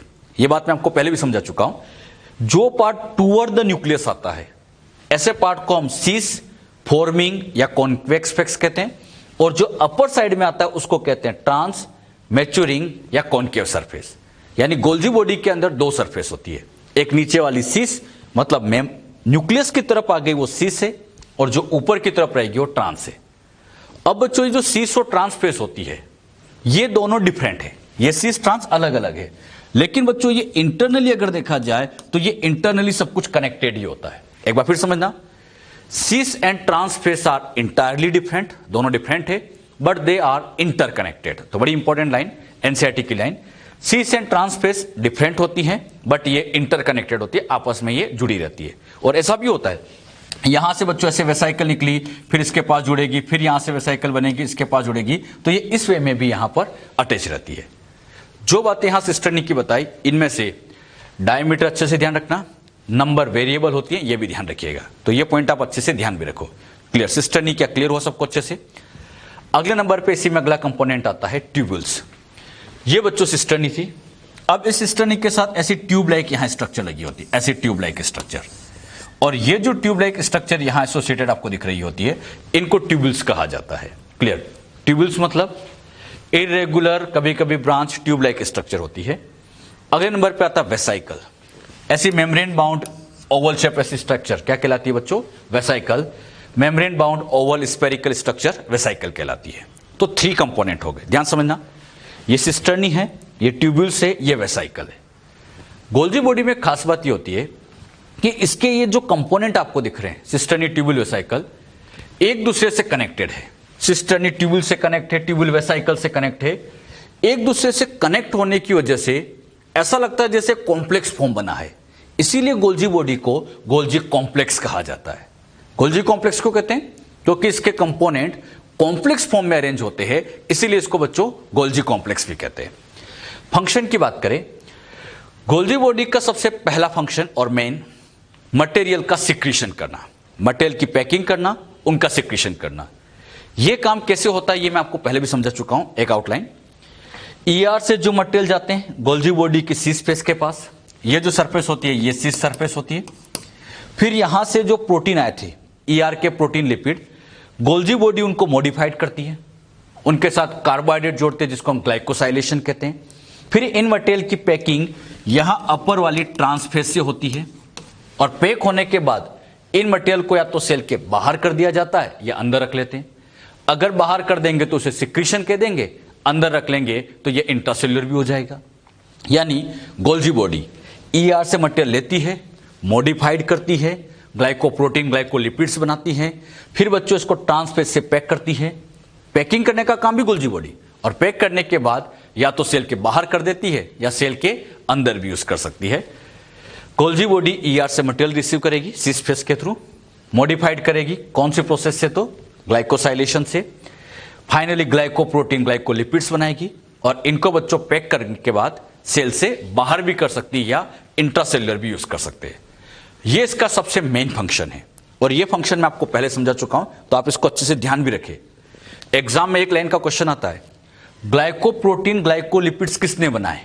Golgi body. लेकिन एक बार फिर कहूंगा मैं, ग्लाइकोप्रोटीन ग्लाइकोलिपिड बनाती गोल्जी बॉडी है, लेकिन इनके बनने की स्टार्टिंग ईआर में ही हो जाती है। मतलब ये कार्बोहाइड्रेट जुड़ने की प्रोसेस ईआर में ही शुरू हो जाती है। फिर समझना, ग्लाइकोप्रोटीन ग्लाइकोलिपिड बनना ईआर में स्टार्ट हो जाएगा, हाँ कंप्लीट गोल्जी बॉडी के अंदर किया जाता है। क्लियर? नेक्स्ट फंक्शन आता है और वो है लाइसोसोम का फॉर्मेशन। ये भी हमने समझा था। यहां पे बच्चों ऐसी वेसाइकल बनी है जिसके अंदर डाइजेस्टिव एंजाइम भरे, इसको हम लाइसोसोम कहते हैं। लाइसोसोम को पैक कौन करता है बताना आप सभी? पैक तो गोल्जी बॉडी करती है, लेकिन पैकिंग के मटेरियल ईआर देगी। मतलब ईआर ने मटेरियल दिया, गोल्जी बॉडी ने उसको पैक किया, लाइसोसोम तैयार। तो लाइसोसोम की खास बात है, इसका फॉर्मेशन ईआर और गोल्जी बॉडी मिलकर करते हैं। यह क्वेश्चन आ चुका है। लाइसोसोम की पैकिंग कौन करता है? तो गोल्जी बॉडी करती है। इसी में अगला function cell wall material. Cell wall के मटेरियल हमने सीखे थे, हेमीसेल्यूलोज, पैक्टिन, अरे सब गोल्जी बॉडी में ही तो बनते हैं। तो इसके अंदर हेमीसेल्यूलोज पैक्टिन का फॉर्मेशन होता है और ये हेमीसेल्यूलोज पैक्टिन कहां काम आ जाते हैं? हाँ, इनका फंक्शन होता है सेल वॉल फॉर्मेशन में। तो सेल वॉल के मटेरियल बनाती है, ये भी आप ध्यान रखिएगा। अच्छा, गोल्जी बॉडी का अगला एक बड़ा इंपॉर्टेंट फंक्शन है cell plate formation. Cell plate क्या होती है इसके बारे में वैसे डिटेल में जब हम सेल डिवीजन पढ़ते हैं तो वहां साइटोकाइनेसिस के टाइम पे आपको समझा दिया जाता है। जब साइटोकाइनेसिस होता है स्पेशली प्लांट के अंदर, तो प्लांट में साइटोकाइनेसिस के टाइम पर प्लेट बनती है और यह प्लेट बनाने का काम गोल्जी बॉडी करती है। एक आउटलाइन समझाता हूं। यह प्लांट सेल है, अब इसको बीच में से डिवाइड करना है। तो डिवाइड करने के लिए बीच में ऐसी एक प्लेट तैयार हो जाती है और ये जो प्लेट बनी, इस प्लेट का नाम सेल प्लेट। अब इस सेल प्लेट में आप लोगों को ये जो स्ट्रक्चर दिख रही होगी, ये गोल्जी वेसाइकल ही है। तो ये गोल्जी वेसाइकल होती है और यही गोल्जी वेसाइकल, ये जो गोल्जी वेसाइकल दिख रही है, यही गोल्जी वेसाइकल मेनली ऐसी सेल प्लेट बनाती है। फिर ये सेल प्लेट ही यहां पर आगे जाके सेल वॉल बन जाती है और इस तरह से टू सेल का फॉर्मेशन होता है। कहने के बाद इतनी सी है, प्लांट में जब ये सेल प्लेट बनाती है तो इसको बनाने में मेन रोल किसका होता है? गोल्जी वेसाइकल या गोल्जी बॉडी का ही होता है। क्लियर? इसका अगला फंक्शन आता है formation of acrosome during spermiogenesis. आप सभी बताना एक्रोसोम क्या होता है? हाँ, स्पर्म का हेड पार्ट। ये बच्चों स्पर्म है। इस स्पर्म का ये जो हेड पार्ट है, इस हेड पार्ट में जो सबसे टीप वाला पार्ट दिख रहा है, इसको एक्रोसोम कहते हैं। और इस एक्रोसोम को डेवलप करने का काम भी गोल्जी बॉडी ही करती है। यानी ये जो एक्रोसोम आपको यहां दिखाई दे रहा होगा, ये गोल्जी बॉडी ने ही बनाया है। तो गोल्जी बॉडी के कई फंक्शन होते हैं। मेन काम है मटेरियल का सिक्रीशन करना, उनकी पैकेजिंग करना, ग्लाइकोप्रोटीन ग्लाइकोलिपिड्स बनाना, लाइसोसोम का फॉर्म करना, लेकिन और भी काम करते हैं। सेल प्लेट फॉर्मेशन में हेल्प करते हैं। स्पर्म का एक्रोसोम बनाने में भी इसका रोल होता है। तो गोल्जी बॉडी के कहां कहां रोल होते हैं, ये सारे फंक्शन मैंने आपको यहां समझा दिए। नेक्स्ट सेल ऑर्गेनल हम समझने जा रहे हैं, वो है बच्चों लाइसोसोम। लाइसोसोम क्या होता है? ये सेल है, सेल का ये साइटोप्लाज्म। इस साइटोप्लाज्म के अंदर ऐसी सिंगल मेम्ब्रेन बाउंड स्ट्रक्चर होती है जो गोल्जी बॉडी से पैकिंग के बाद बनती है। ये जो स्ट्रक्चर कहलाती है, इसी को बच्चों हम लाइसोसोम कहते हैं। लाइसोसोम की खास बात ये होती है कि इसके अंदर यहां पर बहुत सारे एंजाइम प्रेजेंट होते हैं। अच्छा, यहां कई तरह के एंजाइम्स होते हैं। इन एंजाइम की खासियत ये होती है कि ये एंजाइम हाइड्रोलाइटिक होते हैं। हाइड्रोलाइटिक का मतलब वाटर की प्रेजेंस में ये ब्रेक डाउन करते हैं। तो इसके अंदर हाइड्रोलाइटिक एंजाइम प्रेजेंट होते हैं जो मॉलिक्यूल का फाइनली ब्रेक डाउन करते हैं। लाइसोसोम का काम ही यही है, मॉलिक्यूल का डाइजेशन करना, उनका ब्रेक डाउन करना। अब बात आती है किनका डाइजेशन करते हैं, तो ये बच्चों हर तरह के मॉलिक्यूल का डाइजेशन कर सकते हैं। लिपिड हो, प्रोटीन हो, कार्बोहाइड्रेट हो, न्यूक्लिक एसिड मतलब डीएनए आरएनए हो, इन सबका ये डाइजेशन करने में कैपेबल है। तो लाइसोसोम का मेन फंक्शन आपसे पूछे तो सबसे मेन काम डाइजेशन करना, ये बच्चों इनकी खासियत है। इनके एंजाइम की एक बड़ी खास बात ये होती है कि अंदर जो एंजाइम भरे हैं ये एंजाइम एसिडिक पीएच पर काम करते हैं और इसके लिए सबसे बेस्ट पीएच होती है 5। ये सबसे इंपॉर्टेंट क्वेश्चन है, लाइसोसोम के एंजाइम किस पीएच पर काम करते हैं, तो पीएच 5 पर। तो लाइसोसोम की स्ट्रक्चर बहुत सिंपल है, सिंगल मेम्ब्रेन बाउंड है, अंदर एंजाइम भरे हैं जो एसिडिक पीएच पर काम करते हैं। अच्छा, इस एसिडिक पीएच को मेंटेन करने के लिए लाइसोसोम की मेम्ब्रेन पर ऐसे H+ पंप लगा दिए जाते हैं। ये H+ पंप क्या करते हैं, साइटोप्लाज्म के जो H+ आयन है अंदर की तरफ ट्रांसफर करते हैं। लेकिन जब ये अंदर की तरफ ट्रांसफर करते हैं तो यहां एक्टिव ट्रांसपोर्ट चलाना पड़ता है, मतलब एटीपी का खर्चा होता है। तो एटीपी की प्रेजेंस में साइटोप्लाज्म के H+ आयन लाइसोसोम के अंदर जाएंगे, लाइसोसोम में H+ की अमाउंट बढ़ेगी, इसी की वजह से यहां पर ये एसिडिक पीएच हो जाती है। तो यहां जो एसिडिक पीएच मेंटेन की जाती है साइटोप्लाज्म के H+ आयन से ही मेंटेन की जाती है। क्लियर? तो हमने क्या सीखा, lysosome single membrane bound structure, Golgi body से पैक हुआ है, जिसके अंदर हाइड्रोलाइटिक एंजाइम होते हैं। ये वेरी इंपॉर्टेंट क्वेश्चन है। क्वेश्चन इससे आता है मैक्सिमम हाइड्रोलाइटिक एंजाइम कहां है, तो क्या आंसर दोगे बच्चों? Very good, lysosome. लाइसोसोम के अंदर हाइड्रोलाइटिक एंजाइम। अच्छा, कौन कौन से एंजाइम है? लाइपेज, प्रोटीएज, कार्बोहाइड्रेज, न्यूक्लियस, ये जितने भी एंजाइम है ये सारे के सारे यहां लाइसोसोम के अंदर प्रेजेंट है। ये सब लाइसोसोम के अंदर बैठे हुए। अच्छा, ये एंजाइम है तो लाइपेज लिपिड को ब्रेक करेगा, प्रोटीएस प्रोटीन को ब्रेक करेगा, तो ये lipid, protein, carbohydrate, nucleic acid सबको ब्रेक कर देते हैं। और एक खास बात और, एसिडिक पीएच पर ये एक्टिव रहते हैं। क्लियर? जो बात यहां समझाई क्लियर हुई सबको? अच्छे से समझ में आया इतना? हाँ, ये ध्यान रखना, लाइसोसोम की मेम्ब्रेन पर H+ पंप प्रेजेंट होते हैं। लाइसोसोम कहां प्रेजेंट होते हैं ये भी हम समझे। Lysosome present in all eukaryotic cell, सारी यूकैरियोटिक सेल्स में होते हैं। हाँ, प्लांट में इनकी नंबर बहुत कम होती है, यूकैरियोट में तो है लेकिन प्लांट में बहुत कम होते हैं, क्योंकि प्लांट के अंदर वैक्यूल्स होते हैं और भी ऑर्गेनल्स होते हैं जो डाइजेशन करवा सकते हैं। तो ध्यान रखिएगा, यहां सारी यूकैरियोटिक सेल में, लेकिन प्लांट में नंबर कम होती है। अगर हम बात करें मेमेलियन आरबीसी, तो आरबीसी के अंदर तो ये एब्सेंट ही होते हैं, तो आरबीसी के अंदर एक्सेप्शनली ये एब्सेंट रहते हैं। अच्छा, हमारी बॉडी में सबसे ज्यादा बड़ी साइज की लाइसोसोम डब्ल्यूबीसी में पाए जाते हैं। डब्ल्यूबीसी में लाइसोसोम की साइज काफी बड़ी होती है। अगर हम मैक्सिमम नंबर में लाइसोसोम देखना चाहते हैं तो फंगस में मिलते हैं।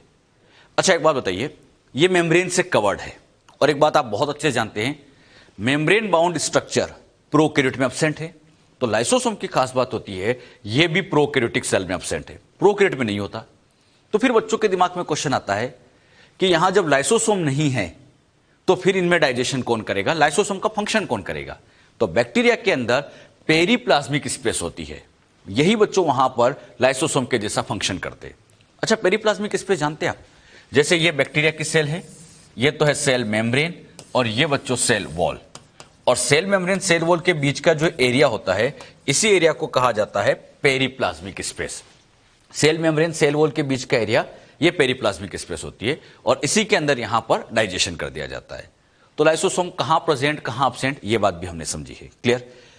अगर हम टाइप्स की बात करें कि लाइसोसोम किन किन टाइप्स के होते हैं, ये बच्चों आपके सामने सेल है। लाइसोसोम डिफरेंट टाइप के होते हैं, जिनका मेन काम आप जानते हैं डाइजेशन करना। एक बात यह ध्यान दीजिएगा, मान लीजिए कोई सॉलिड पार्टिकल है, मान लीजिए कोई फूड पार्टिकल है, मैंने सॉलिड लिख दिया, ये फूड पार्टिकल ही आप समझिएगा। अब इस फूड पार्टिकल का डाइजेशन करना है, तो सबसे पहले क्या करते हैं, सेल इसको अंदर की तरफ लेती है, मतलब वही फेगोसाइटोसिस करती है, जिससे ये फेगोसोम लाइक स्ट्रक्चर बन जाती है। क्लियर? अब इसका डाइजेशन करना है, तो डाइजेशन करने के लिए गोल्जी बॉडी से पैकिंग होने के बाद यहां पर ये लाइसोसोम बनते हैं। अच्छा, पहले नंबर पे जो लाइसोसोम बने, इन लाइसोसोम को प्राइमरी लाइसोसोम कहा जाता है। प्राइमरी लाइसोसोम की सबसे बड़ी खास बात यह होती है कि इन लाइसोसोम के अंदर एंजाइम इनएक्टिव फॉर्म में भरे होते हैं, क्योंकि इनके अंदर पीएच स्टार्टिंग के अंदर यहां 7 होती है। प्राइमरी लाइसोसोम की पीएच अप्रोक्सीमेटली 7 होती है, और 7 पीएच होती है तो यहां एंजाइम इनएक्टिव फॉर्म में, मतलब एक तरह से यहां पर एंजाइम को केवल स्टोर किया जाता है। तो प्राइमरी लाइसोसोम में एंजाइम प्रेजेंट है, स्टोर फॉर्म में प्रेजेंट है। अब क्या होगा, अब बच्चों इसका डाइजेशन करना है, तो ये प्राइमरी लाइसोसोम इनके साथ फ्यूज होते हैं, मतलब इस फेगोसोम के साथ फ्यूज होते हैं। जैसे ये दोनों आपस में फ्यूज हुए, ये दोनों आपस में यहां पर फ्यूज हुए, फ्यूज होते ही ये दोनों आपस में इस तरह से मिक्स हो जाते हैं। जैसे ये फ्यूज होते हैं उसी टाइम इस लाइसोसोम की मेम्ब्रेन का H+ पंप एक्टिव होता है और वो साइटोप्लाज्म के H+ आयन को अंदर की तरफ भेजता है। अच्छा, साइटोप्लाज्म के H+ अंदर की तरफ जा रहे हैं, आप जानते हैं सभी H+ की कंसंट्रेशन बढ़ती है तो pH कम हो जाती है और यही वजह से यहां पर pH फाइनली 5 हो जाती है। और जब pH 5 हो जाएगी, अब यहां के जो एंजाइम थे इनएक्टिव से एक्टिव हो जाते हैं और जैसे ही एक्टिव होते हैं ये बच्चों इस सॉलिड पार्ट का यहां पर फाइनली डाइजेशन कर लेते हैं, इसका डाइजेशन करते हैं। अच्छा, जब इसका डाइजेशन करेंगे तो इससे बच्चों ऐसे फाइनली छोटे छोटे यहां पर ऐसे पार्टिकल्स बन जाएंगे, ऐसे छोटे छोटे पार्टिकल बन गए, इसका डाइजेशन हुआ, छोटे पार्टिकल बने। अब इनमें से जो जो काम की चीजें वो सारी सेल एब्जॉर्ब करती रहती है, जो सेल को लगता है इंपॉर्टेंट है वो सेल एब्जॉर्ब कर लेगी। अच्छा, इनके अंदर बच्चों एक्चुअली में यहां डाइजेशन हो रहा है, इनमें डाइजेशन हो रहा है, तो इन लाइसोसोम को कहा जाता है सेकेंडरी लाइसोसोम। सेकेंडरी लाइसोसोम इसलिए कहा है क्योंकि इनका फॉर्मेशन सेकंड नंबर पे हुआ। जैसे पहले नंबर पे बने तो प्राइमरी बन गए, ये बाद में बने तो सेकेंडरी बन गए।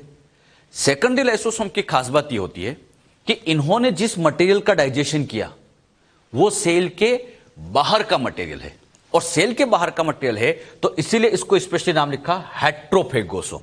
हेट्रो मतलब सेल के बाहर वाला, आउटसाइड है, तो आउटसाइड वाले मटेरियल का डाइजेशन किया तो इसीलिए इसको हेट्रोफेगोसोम कहते हैं। अच्छा, जब ये डाइजेशन हो गया, यूजफुल चीजें जो जो थी वो सेल ने एब्जॉर्ब कर ली। अब जितना भी इनमें से वेस्ट मटेरियल था वो इनके अंदर ही रहने दिया और ये वेस्ट मटेरियल फाइनली सेल से बाहर कर दिया जाता है, जिसे हम नाम दे देते हैं एक्सोसाइटोसिस। तो एक्सोसाइटोसिस से इन वेस्ट मटेरियल को फाइनली सेल के बाहर कर दिया जाता है। अब ये लाइसोसोम जिनमें से वेस्ट मटेरियल भरे हुए हैं, इन लाइसोसोम को नाम दिया जाता है टर्शरी लाइसोसोम, जिन्हें आप टीलोलाइसोसोम या रेजिडुअल बॉडी भी कह सकते हैं। और इनके अंदर का मटेरियल फाइनली सेल के बाहर हो गया। तो आप यहां पर देखेंगे लाइसोसोम के अलग अलग टाइप देखने को मिले। फर्स्ट नंबर पे बना प्राइमरी लाइसोसोम, जिसमें एंजाइम इनएक्टिव थे। सेकंड नंबर पे बने, जैसे इसके साथ फ्यूज हुए सेकंड नंबर पे डेवलप हुए तो सेकेंडरी बन गए। अच्छा, बाहर वाले का डाइजेशन करते हैं तो इनको हेट्रोफेगोसोम कह दिया जाता है। और ये सबसे लास्ट में बने जिनको टर्शरी लाइसोसोम या टीलो मतलब लास्ट में, तो लास्ट में बनते हैं। इनमें बच्चों एक तरह से जो यूजफुल मटेरियल नहीं वो भरे होते हैं, वेस्ट मटेरियल भरे होते हैं, तो इसीलिए इनको रेजिडुअल बॉडी कहते हैं। यहां मैंने लाइसोसोम के 3 टाइप समझाए, प्राइमरी, सेकेंडरी और टर्शरी, ये 3 टाइप है। अच्छा, यहां लाइसोसोम जिस मटेरियल का डाइजेशन कर रहा है ये सेल के अंदर का मटेरियल है बाहर का, अरे किसी आउटसाइड वाले का डाइजेशन किया तो ये कहलाता है एक तरह का हेट्रोफेगी। ये जो पूरी प्रोसेस मैंने आपको समझाई है, इस पूरी प्रोसेस को नाम दे दिया जाता है हेट्रोफेगी। हां, लेकिन इसके अंदर डाइजेशन हो तो सेल के अंदर ही रहा है, मतलब ये एक तरह का इंट्रासेल्युलर डाइजेशन ही है। तो ये जो पूरी प्रोसेस है इसको हम हेट्रोफेगी कहते हैं और ये एक तरह का इंट्रासेल्युलर है। अच्छा, इंट्रासेल्युलर क्यों कहा? इंट्रासेल्युलर इसलिए कहा जाता है क्योंकि सेल के, अरे डाइजेशन तो सेल के अंदर ही हो रहा ना, ये सेल है उसके अंदर डाइजेशन हो रहा है तो इंट्रासेल्युलर तो कहेंगे, तो इसे आप इंट्रासेल्युलर डाइजेशन भी कह सकते हैं। क्लियर? ये जो लाइसोसोम के 3 टाइप यहां समझाए, क्लियर हुआ सबको अच्छे से? अच्छा, लाइसोसोम इन बाहर वाले का तो डाइजेशन कर ही रहा है, लेकिन जरूरत पड़ने पर ये अंदर के ऑर्गेनल का भी डाइजेशन कर सकता है, ऐसे समझिएगा। ये बच्चों यहां पर सेल है, इसके अंदर ये माइटोकॉन्ड्रिया है। ये माइटोकॉन्ड्रिया वैसे सेल में बहुत होते हैं, लेकिन यहां पर मान लीजिए इस माइटोकॉन्ड्रिया ने वर्क करना बंद कर दिया, काफी पुराने हो गए, एक तरह से ये माइटोकॉन्ड्रिया ओल्ड हो गया, पुराना हो गया। अच्छा, ये पुराना हो गया तो ये सेल में बस जगह ही घेर रहा है, तो सेल चाहेगी इसको हटाया जाए, और हटाने का काम कौन करेगा? Yes, lysosome. अच्छा, इसको हटाने से पहले क्या किया जाता है? सबसे पहले इन माइटोकॉन्ड्रिया के चारों तरफ एक बाउंड्री बना दी जाती है, एक तरह से मेम्ब्रेन बना देते हैं। वो मेम्ब्रेन बनाने का काम ईआर ही करवाती है, और मैंने आपसे कहा भी है जहां भी मेम्ब्रेन की जरूरत हो ईआर को बुला लो। तो यहां पर भी ईआर इनके चारों तरफ बच्चों इस तरह से ये मेम्ब्रेन बना देती है। ये मेम्ब्रेन बन गई, ये किसने डेवलप करा दी? ईआर ने। अब होगा क्या? ये बच्चों गोल्जी बॉडी, पहले नंबर पे लाइसोसोम बने, मैं नहीं बताऊंगा, आना चाहिए। अब पहले नंबर पे बना, नाम बोलो, प्राइमरी लाइसोसोम। इसके अंदर एंजाइम इनएक्टिव, बताओ क्यों? क्योंकि यहां पर स्टार्टिंग में पीएच कितनी होती है? 7 होती है, तो इनएक्टिव होता है। फिर बच्चों ये दोनों आपस में फ्यूज होते हैं। अच्छा, जैसे इनका फ्यूजन होता है, यहां पे बच्चों, यहां जैसे इनका फ्यूजन होता है, फ्यूजन होते ही साइटोप्लाज्म के H+ अंदर की तरफ जाएंगे। अच्छा, H+ अंदर की तरफ जा रहा है, H+ का बढ़ना यानी pH का कम होना, और pH कम होकर 7 से 5 होती है। एंजाइम एक्टिव होते हैं, एंजाइम एक्टिव होते हैं, इसका कर देते हैं डाइजेशन, छोटे छोटे पार्टिकल्स बना लेते हैं, जो जो काम किए वो सब यूज कर लेंगे। अच्छा, इनमें डाइजेशन हो रहा है तो ये है एक तरह का सेकेंडरी ही है, ये सेकेंडरी थे। लेकिन खास बात, ये बच्चों सेल के अंदर का मटेरियल ही डाइजेस्ट करते हैं, सेल्फ का मटेरियल ही डाइजेस्ट करते हैं, तो इसीलिए इन सेकेंडरी को अब ऑटोफेगोसोम कहा जाता है। अच्छा, बाहर वाले का डाइजेशन किया तो हेट्रोफेगोसोम कहा था, लेकिन अंदर वाले का डाइजेशन किया तो इसे ही नाम दे दिया गया ऑटोफेगोसोम। तो ये ऑटोफेगोसोम होते हैं। अच्छा, डाइजेशन के बाद यूजफुल चीजें सारी अब्जॉर्ब हो गई, जो वेस्ट मटेरियल था जिन्हें फाइनली सेल से बाहर करेंगे एक्सोसाइटोसिस, और इन लाइसोसोम को नाम दे दिया जाएगा टर्शरी लाइसोसोम, टीलोलाइसोसोम, रेजिडुअल बॉडी, इस तरह से बच्चों इनको नाम दे देंगे। तो अब हम समझे, लाइसोसोम सेल के बाहर का मटेरियल तो डाइजेस्ट कर रहा था, यहां पर हमने सीखा सेल के अंदर के मटेरियल का भी डाइजेशन करता है, दोनों तरह का डाइजेशन करता है, सेल के आउटसाइड के मटेरियल का भी और अंदर का भी। बात आती है अंदर के ऑर्गेनल कब डाइजेस्ट करते होंगे। हां, ये तब डाइजेस्ट करने की जरूरत पड़ती है जब ये ऑर्गेनल या तो ओल्ड हो चुके हो, या फिर एक कंडीशन होती है जब सेल में स्टारवेशन आ जाए। स्टारवेशन मतलब, हां, इसको सिंपल लैंग्वेज में कहें तो भूखमरी, सेल के अंदर का सारा न्यूट्रिशन खत्म हो गया, सेल को एनर्जी चाहिए, तो उस कंडीशन में वो अंदर के ऑर्गेनल्स का डाइजेशन कर देते, और अंदर के ऑर्गेनल का डाइजेशन करते तो इसको हम ऑटोफेगी कह देते। अच्छा, यहां पे भी डाइजेशन हो तो सेल के अंदर ही रहा है, मतलब ये भी एक तरह का इंट्रासेल्युलर डाइजेशन है, ये भी से भी हम इंट्रासेल्युलर डाइजेशन ही कहेंगे। तो जो बात यहां पर अभी समझाई, क्लियर हुई। लाइसोसोम की अगर हम समझे तो अब टोटल 4 टाइप्स हो गए। प्राइमरी लाइसोसोम, सेकेंडरी के 2 टाइप हो गए। सेकेंडरी में एक हो गया हेट्रोफेगोसोम, एक ऑटोफेगोसोम, और एक आ जाता है टर्शरी। तो ऐसे टोटल 4 टाइप के लाइसोसोम होते हैं। अच्छा, मुझे बताओ, ये एक ही सेल है और इसी एक सेल में लाइसोसोम का ये फॉर्म, ये फॉर्म, ये फॉर्म, अलग अलग फॉर्म देखने को मिले। अगर एक ही सेल में किसी ऑर्गेनल के डिफरेंट डिफरेंट फॉर्म देखने को मिले तो उसे हम कहते हैं पॉलीमॉर्फिक। तो लाइसोसोम को कहा जाता है highly polymorphic cell organelle. Polymorphic मतलब, पॉली मींस बहुत सारे, मॉर्फ मतलब फॉर्म, तो सेल के अंदर इसके बहुत सारे फॉर्म होते हैं, इसलिए इसको पॉलीमॉर्फिक सेल ऑर्गेनल कहते हैं। क्लियर। ये लाइसोसोम के टाइप्स मैंने आपको समझाया। अब बात करते हैं इसके फंक्शन की। फंक्शन में सबसे, फंक्शन ऑफ लाइसोसोम, इनमें सबसे पहला आता है इंट्रासेल्युलर डाइजेशन। नाम से समझ में आ रहा है, सेल के अंदर। इंट्रासेल्युलर में आपको समझा चुका हूं। हेट्रोफेगी कब कहते हैं, जब बाहर वाले का डाइजेशन होता है, फॉरेन मटेरियल, आउटसाइड मटेरियल का डाइजेशन होता है, और अंदर वाले का हो तो ऑटोफेगी कह देंगे, digestion of all cell organelle. लेकिन ऑटोफेगी कब करते हैं, जब या तो ऑर्गेनल ओल्ड हो जाए या स्टारवेशन आ जाए। क्लियर। इसी तरह से अगला डाइजेशन करते हैं ये एक्स्ट्रा सेल्युलर। लाइसोसोम दोनों तरह का डाइजेशन करें, सेल के बाहर भी डाइजेशन करते हैं एक्स्ट्रा सेल्युलर। इसका बहुत बढ़िया एग्जांपल मिलता है फंगस के अंदर। ये बच्चों आपको समझाने के लिए फंगस है। फंगस की सेल के अंदर ऐसे लाइसोसोम्स मिलते हैं, काफी फ्रीक्वेंटली लाइसोसोम देखे जाते हैं। अच्छा, यहां पे बच्चों ये कोई मटेरियल है, इसका फंगस डाइजेशन करती है।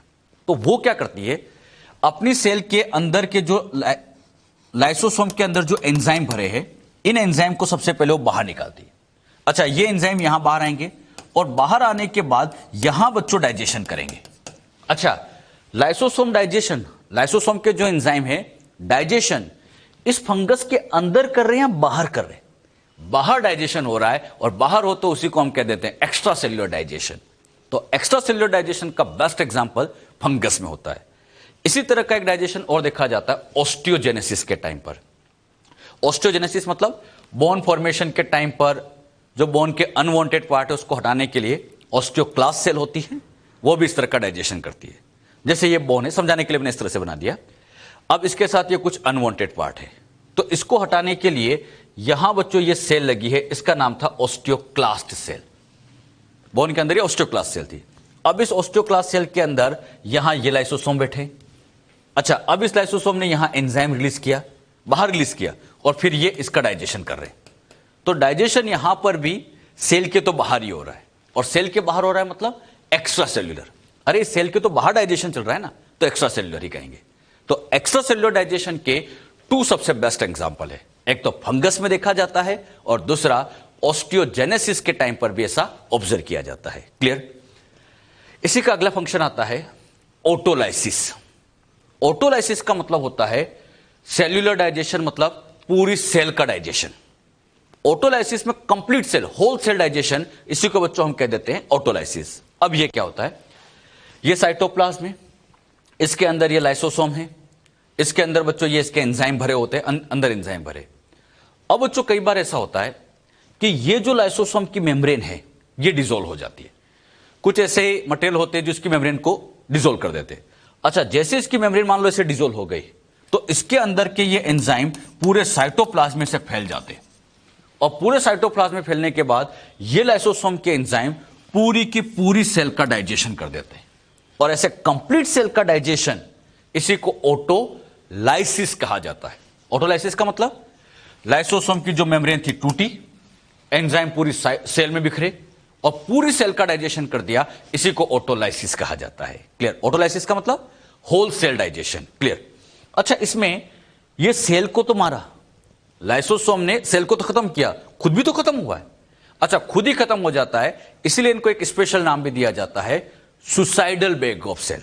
तो ऑटोलाइसिस की वजह से ही लाइसोसोम को सुसाइडल बेग ऑफ सेल भी कहते हैं। खास बात, ऑल लाइसोसोम ऑफ सेल जितने भी हैं वो सारे ब्रस्ट हो जाते हैं और पूरी सेल को कंप्लीटली डाइजेस्ट कर देते हैं और इसी बेसिस पे इसको नाम दिया सुसाइडल बेग ऑफ सेल। अच्छा, आप कंफ्यूज नहीं होना, ऑटोलाइसिस अलग होता है, ऑटोफेगी अलग होता है। ऑटोलाइसिस का मतलब पूरी सेल का डाइजेशन और एक ऑर्गेनल का डाइजेशन हो तो ऑटोफेगी कहते हैं। तो दोनों में डिफरेंस रखना, ऑटोलाइसिस अलग है, ऑटोफेगी अलग है। क्लियर? अच्छा, ये ऑटोलाइसिस क्या हमेशा कर दे, बॉडी में हमेशा ऑटोलाइसिस ला दे? बहुत सोच समझ के ऑटोलाइसिस करना पड़ता है, क्योंकि बच्चों जब इन अनवांटेड और सेल को हटाना पड़ेगा तो अगर पूरी बॉडी में ही लाइसोसोम से ब्रस्ट हो गए तब तो पर्सन की डेथ हो जाएगी। ऑटोलाइसिस बहुत सोच समझ के किया जाता है, कब कब जरूरत पड़ सकती है। Autolysis occur during first removal of old cell. Body की कोई सेल बहुत पुरानी हो गई, उसको हटाना है तो ऑटोलाइसिस करा दो। या दूसरा, remove unwanted organ of embryo. Embryo का जब डेवलपमेंट होता है उसमें कुछ अनवांटेड ऑर्गन लगे हुए हैं तो उनको हटाते हैं, इनके लिए भी ऑटोलाइसिस करा सकते हैं। और इसी का बच्चों एक और तीसरा बड़ा अच्छा एप्लीकेशन आता है मेटामॉर्फोसिस के टाइम पर। मेटामॉर्फोसिस का मतलब होता है लार्वा का एडल्ट में चेंज होना। जैसे बच्चों ये लार्वा है टेडपोल, अब इसको बच्चों ऐसे एडल्ट में, लार्वा को एडल्ट में चेंज करे तो इसको मेटामॉर्फोसिस कहते हैं। अच्छा, यहां एक बड़ी खास बात होती है, ये जो फ्रॉग है इसके लार्वा का नाम होता है टेडपोल।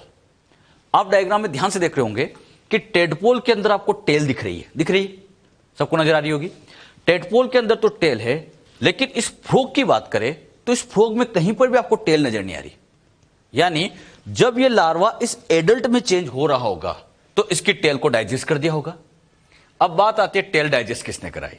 तो टेल को डाइजेस्ट करने के लिए यहां की सेल के अंदर, टेल के अंदर जो सेल होगी, इसके लाइसोसोम के अंदर, सेल के अंदर लाइसोसोम है, इसके अंदर एक एंजाइम होता है कैथेप्सिन, और वही कैथेप्सिन एंजाइम इस टेल को हटाने का काम करता है।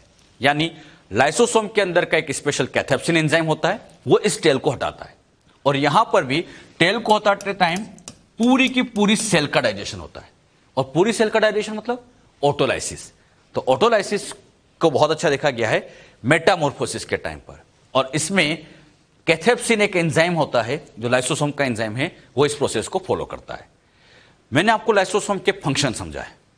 लाइसोसोम बच्चों हर तरह का डाइजेशन करता है, सेल के अंदर भी कर सकता है, सेल के बाहर भी डाइजेशन करता है, और जरूरत पड़ेगी तो पूरी की पूरी सेल का भी डाइजेशन कर सकता है। मतलब सेल के बाहर डाइजेशन, सेल के अंदर डाइजेशन, जरूरत पड़ी तो पूरी सेल का डाइजेशन। इसका एक ही काम है, बस डाइजेशन। तो लाइसोसोम क्या करता है ये बच्चों हमने यहां समझा। अच्छा, इसका फॉर्मेशन कैसे होता है वो तो मैं आपको समझा चुका हूं कई बार। लाइसोसोम का formation Golgi body plus ER मिलके करते हैं। गोल्जी बॉडी तो पैकिंग करती है, ईआर पैकिंग के मटेरियल देती है, तभी लाइसोसोम तैयार होता है। कई बार शॉर्ट में इसको ऐसे लिख देते हैं, गोल्जी बॉडी का जी, एंडोप्लाज्मिक रेटिकुलम का ईआर, लाइसोसोम का एल, तो शॉर्ट में बन जाता है जीईआरएल सिस्टम। क्वेश्चन आता है बच्चों GERL सिस्टम किससे एसोसिएटेड है? तो लाइसोसोम के सिंथेसिस से रिलेटेड, फॉर्मेशन से रिलेटेड GERL सिस्टम होता है। G मतलब Golgi body, ER is equal to lysosome. Clear? तो लाइसोसोम क्या करता है, कौन कौन से टाइप के होते हैं, क्या फंक्शन है, कौन सी पीएच पे काम करता है, ये सारी बातें हमने यहां समझी। वैक्यूल के बारे में बच्चों हम समझ रहे हैं। वैक्यूल होती क्या है? ये सेल का साइटोप्लाज्म है, इसमें एक ऐसी बड़ी सी मेम्ब्रेन बाउंड स्पेस होती है और इसी बड़ी मेम्ब्रेन बाउंड स्पेस को कहा जाता है वैक्यूल। मतलब सेल के साइटोप्लाज्म में ऐसी मेम्ब्रेन बाउंड स्पेस, इसे बच्चों हम वैक्यूल नाम दे देते हैं। अच्छा, वैक्यूल की खास बात ये होती है कि ये प्लांट सेल के अंदर मेनली प्रेजेंट होती है। ये प्लांट का ही मेन फीचर बताया जाता है। तो प्लांट के अंदर वैक्यूल मेनली प्रेजेंट होती है और सिंगल मेम्ब्रेन से ये कवर्ड होती है। क्लियर? अच्छा, प्लांट में भी ये परमानेंट सेल में प्रेजेंट होती है। प्लांट में भी अगर हम देखें तो परमानेंट सेल के अंदर प्रेजेंट होती है और परमानेंट सेल में स्टार्टिंग में तो थोड़ी छोटी होती है, लेकिन जैसे जैसे सेल की एज बढ़ती जाती है ये वैक्यूल भी बड़ी होती जाती है और कई बार तो इतनी बड़ी हो जाती है कि ये सेल के साइटोप्लाज्म का अप टू 90% पार्ट कवर कर लेती है। अप टू 90 का मतलब ऐसा नहीं कि हमेशा 90% कवर करेगी, ये 60%, 70%, 80%, मैक्सिमम 90% तक ये कवर कर सकती है। इतनी बड़ी तक यहां पर वैक्यूल हो सकती है। अच्छा, परमानेंट सेल के अंदर तो प्रेजेंट होती है। परमानेंट सेल आप जानते हैं जो डिवाइड नहीं करती, लेकिन अगर हम मेरिस्टेम सेल की बात करें तो ये मेरिस्टेम सेल में जनरली एब्सेंट होती है, लेकिन कभी कभी आप मेरिस्टेम सेल में वैक्यूल को ऑब्जर्व कर सकते हैं। और अगर मान लीजिए वैक्यूल वहां दिखी है तो वहां साइज बहुत छोटी होगी, वेरी स्मॉल। तो ध्यान रखना, ये प्लांट में प्रेजेंट होती है और प्लांट की भी मेनली परमानेंट सेल का फीचर होता है। मेरिस्टेम में जनरली एब्सेंट, लेकिन कभी कभी इसको देखा जाता है। सेम बात एनिमल के लिए भी है। एनिमल सेल में एब्सेंट होती है, लेकिन अगर यहां देखी गई तो यहां पर भी साइज तो फिर छोटी ही मिलेगी। वैसे जनरली एब्सेंट है, लेकिन अगर मिलती है तो साइज वाइज यहां पर भी छोटी होगी। तो वैक्यूल का मिलना मेन किसका फीचर है? प्लांट है। और प्लांट में भी अगर पूछा जाए तो परमानेंट सेल का फीचर होता है। वैक्यूल की अगर हम स्ट्रक्चर समझे तो वैक्यूल की स्ट्रक्चर बहुत सिंपल है। यह बच्चों वैक्यूल की स्ट्रक्चर, इस वैक्यूल की स्ट्रक्चर में आप देखोगे बाहर की तरफ केवल एक ही मेम्ब्रेन है। समझाने के लिए हमने स्कोर बड़ा बना दिया है। यहां पर ये जो सिंगल मेम्ब्रेन आपको दिख रही है इसको टोनोप्लास्ट कहते हैं। टोनोप्लास्ट मतलब वैक्यूल की जो बाउंड्री आपको दिखाई दे रही है, इस बाउंड्री को ही नाम दिया जाता है टोनोप्लास्ट। कई बार तो ये क्वेश्चन आ जाता है, वैक्यूल कितनी मेम्ब्रेन से कवर्ड है? तो क्या बताओगे? Single membrane. और यहां पर इसकी मेम्ब्रेन का नाम दे दिया गया है टोनोप्लास्ट। अब इस वैक्यूल के अंदर जितना भी कंटेंट है, अंदर वाले सारे कंटेंट को मिला के कहा जाता है सेल सेप। अब बात आती है वैक्यूल में क्या क्या भरा हुआ है। वैक्यूल के अंदर मेनली प्रेजेंट होता है वाटर। यहां मेन वाटर को स्टोर किया जाता है। साथ ही साथ यहां पर सेल का एक्सक्रीटरी प्रोडक्ट होता है। मतलब सेल में जो एक्सक्रीटरी मटेरियल बना प्लांट में वो सब वैक्यूल में भर दिया जाता है। यहां ऐसे प्रोडक्ट भी होते हैं जो सेल के काम के नहीं है, मतलब सेल ने बना तो लिए लेकिन यूजफुल नहीं थे, तो वो भी वैक्यूल में भर दिया जाए। यानी वैक्यूल को एक तरह से प्लांट का स्टोर रूम कह देते हैं। जैसे घर में होता है ना स्टोर रूम, काम नहीं आ रहा है तो वैक्यूल में डाल दो। तो सेम वही बात है, यहां पर भी जो काम नहीं आता है वो वैक्यूल में भर दिया जाता है। यानी ये वैक्यूल एक तरह से सेल का स्टोर रूम आप कह सकते हैं। लेकिन इसमें कई बार बड़ी इंपॉर्टेंट चीज भी होती है, इसके अंदर पिगमेंट्स भी देखे गए हैं। वैक्यूल में पिगमेंट्स भी देखे गए।